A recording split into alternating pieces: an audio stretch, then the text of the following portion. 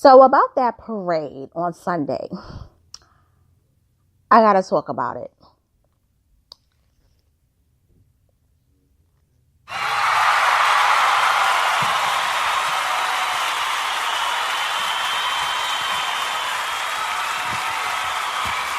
Hey everyone, this is your girl, Miss Analytical. I'm coming to you live straight out of NYC on this Tuesday afternoon.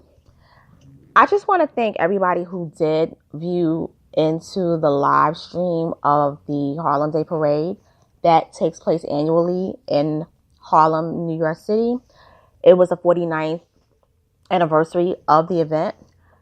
The live stream, I do have to say that the reason why I had to cut it short, it wasn't because of the footage, but because of the loud sound, because of the acoustics with the boom boxes, the music playing. It wasn't being able to take the stream properly.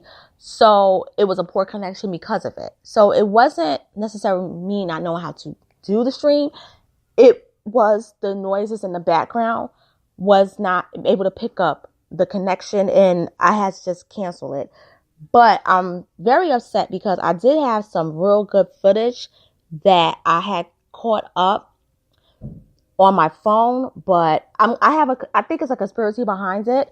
So I'm going to talk about it. So basically the parade itself, I was there for about a good almost 2 hours. And when I got there, it had just started about 20 minutes ago. So I did miss the Clark Atlanta marching band, and that would have been really fun to see because they were actually the people that opened the parade. So for those of you that attended Clark Atlanta, I do have a couple of cousins that graduate from there. It is a good college. I don't know how it is now. At the time they went, it was good. But they are famous for their marching band. Not as famous as FAMU, but they do have a popular marching band.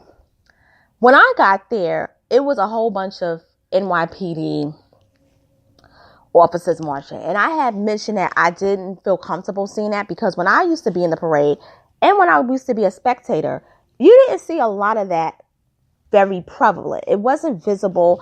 They were there just working, make sure everything was good. There weren't any guns around, any drugs. But they were in the parade like that. You may have had like a group of them and that was it. It was too many NYPD groups there marching.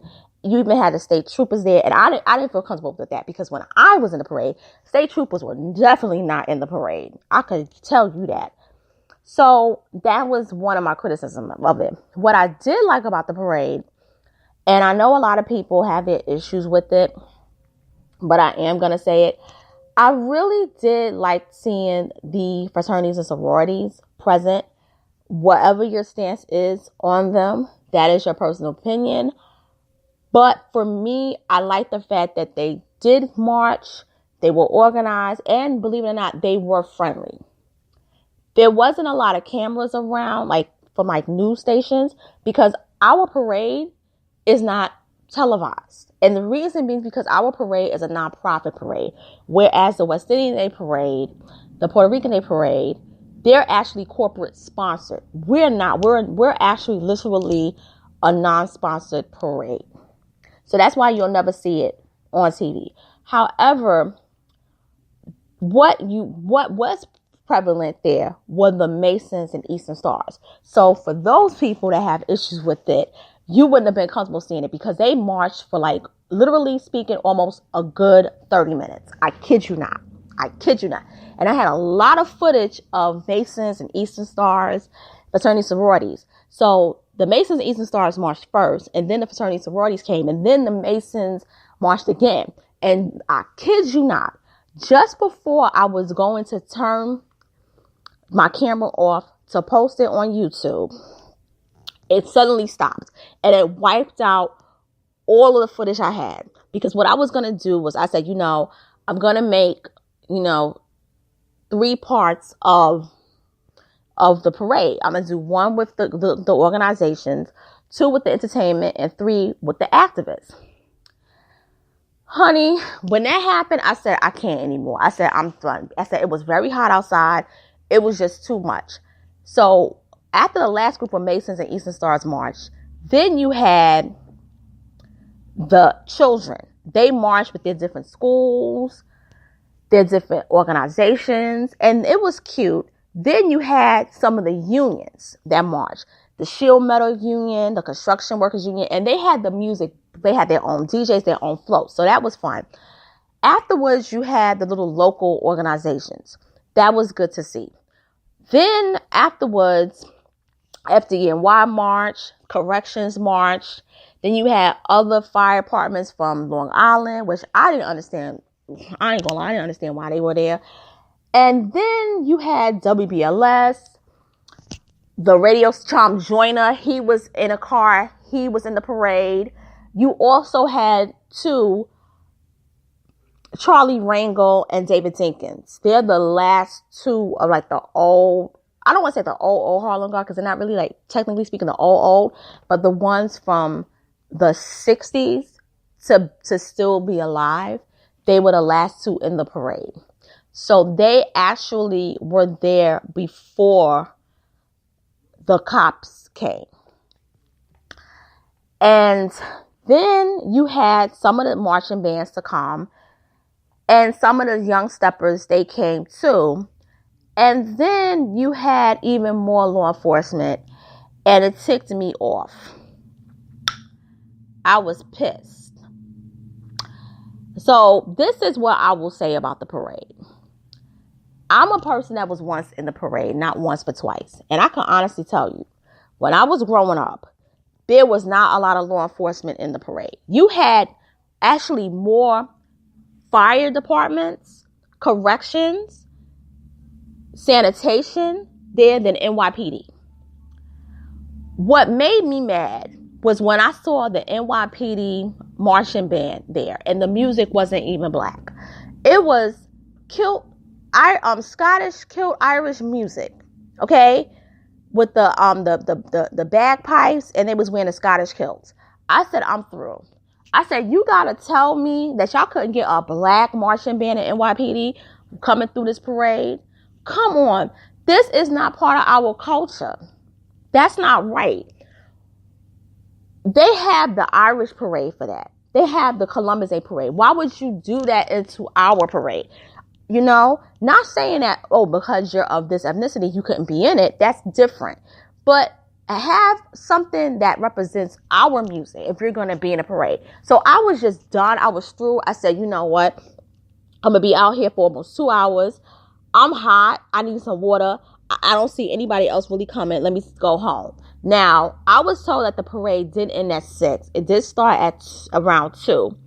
So I would say from what I saw, and from what I saw a lot of Masons, Eastern Stars, cops, fraternities and sororities, and school and different school organizations and local organizations. This is what I felt is my criticism. My criticism of the parade is that we didn't have a lot of culture and a lot of our music represented. When I was growing up, when we had the parade, I used to go when I was a little kid. And then when all the gang violence occurred, because around about 97, a lot of gangs used to come to our events and they would start violence. So my family was like, you might not want to go right now, because this was the height of the whole gang initiation epidemic, gangs slashing people's faces, stealing their coats, sneakers, and all that. So for me, I was like, maybe I'll just sit it out for a year or two. And I was tight because that was when some of the best talent used to be in the parade. But then I started going there. I went back like when I was like a late teen throughout my 20s. And I was like, it's still good. Why? Because they still had current acts that had their own floats.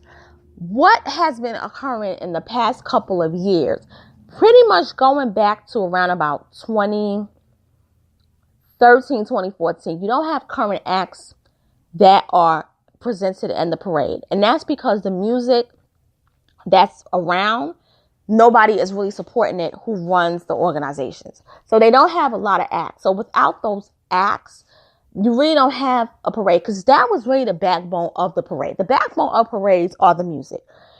whether it's current or whether it's classic. But you still need both, particularly the current ones for the kids. Because I remember, I kid you not, back in 2007, when Soulja Boy first released that song Superman. And I kid you not, you could say that that song was horrible. And it was number one for about like 7 weeks. But when that beat came out, when he was like, dun, dun, dun, dun, dun, dun, dun, dun, dun, dun, I kid you not. Not only did the little kids run out there, but even the grandma, I'll never forget this grandmother, she had a cane and she was trying to hop out there to meet Soulja Boy. And it was like a swarm of roaches. And I hate to say that because that's how I thought about it.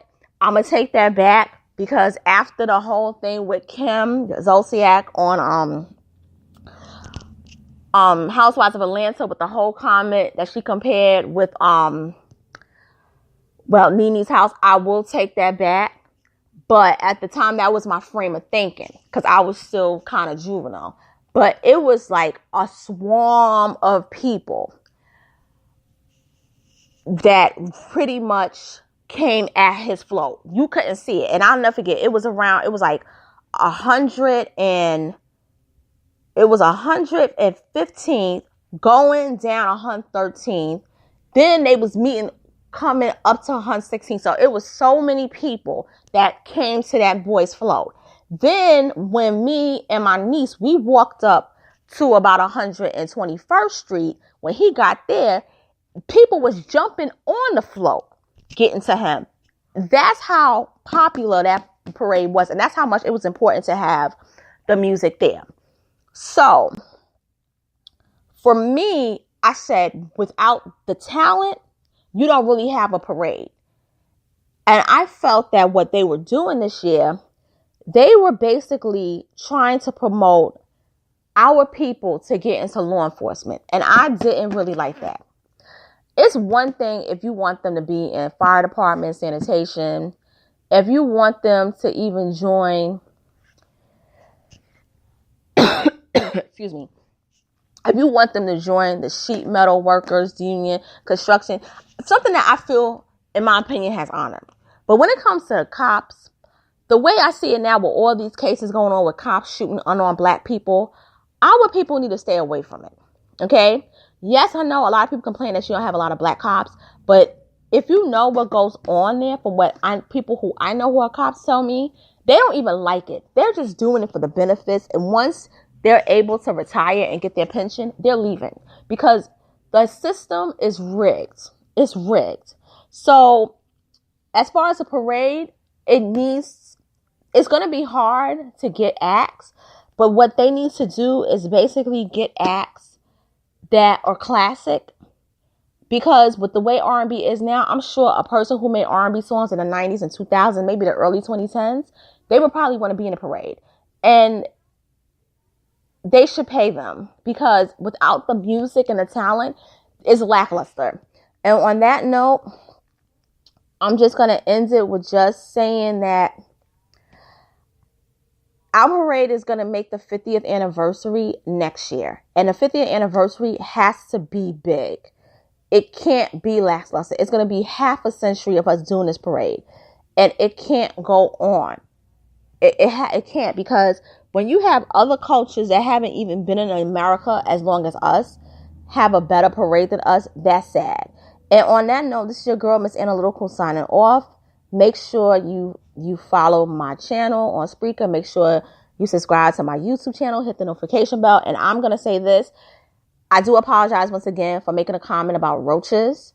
It wasn't my intent, but it was the way that I thought it was over a decade ago. That was my way of thinking. I was immature. So with that being said, I do apologize once again if anybody was offended. On that note, take care and have a great day. Bye.